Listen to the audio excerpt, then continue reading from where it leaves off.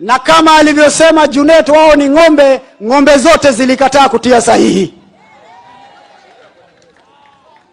Bandari ya Pwani ikaenda. Waloimiliki ni nani?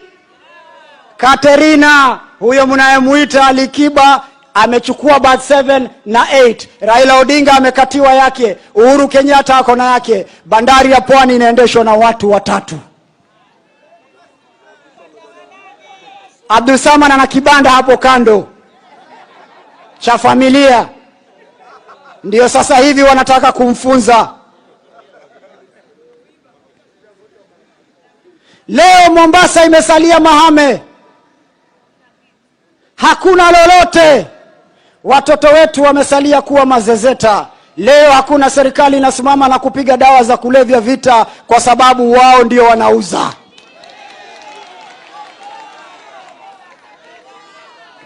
Alafu leo wewe unakuja hapa kutuambia eti sisi wa Pwani tutahakikisha ya kwamba safari hii tumeungana. Alokuambia tumetengana ni nani? Mumetutenganisha kwa sababu ya dhulma. Mumetufanya maskini katika nchi yetu, ardhi yetu, ngome yetu. Leo sisi ni maskwota. Mumetuondoa katika maskini hadi ufukara. Wallahi 2022 mukikataa kubadilisha, tutasema wajinga ndio, wajinga ndio. Waswahili wanasema mimba ya mwanaharamu huingia mara ya kwanza, ya pili ni kusudi. Mshatiwa mimba 2017, msitiwe 2022 jameni. Msikubali kutiwa mimba ya mwanaharamu tena. Mimba ya 2022 ni mimba ya wapwani, ni mtoto wa pwani atazaliwa ndani ya pwani.